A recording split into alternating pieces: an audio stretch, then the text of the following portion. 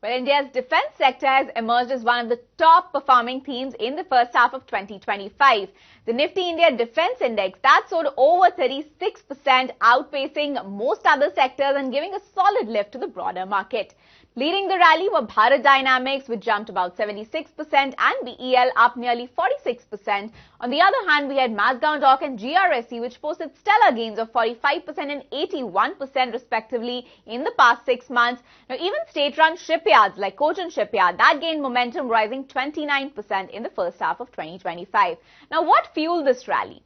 Well, geopolitical tensions flared up in the first half of 2025 with India's Operation Sindoor against Pakistan that kept the defense pack in focus. Other than that, the ongoing instability in the Middle East that also kept defense preparedness in focus, giving a sentimental boost to India's defense stocks.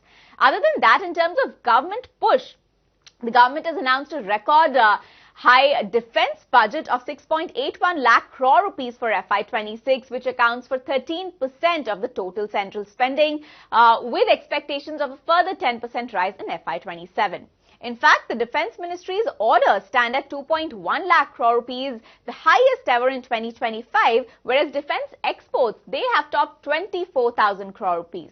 Well, other than that, a 13% boost in capital outlay, that signaled a strong push for modernization, including investments in drones, naval ships, aircraft, and also R&D.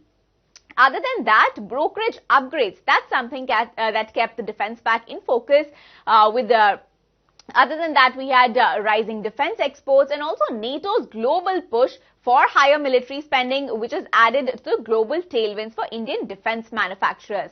Now, as we enter the second half of 2025, defense stocks have continued their momentum with solid day one gains as well. BEL up about 3%, BDL 2%, and HAL that gained nearly 1% in trade yesterday, signaling a positive sentiment on the street for India's defense growth story.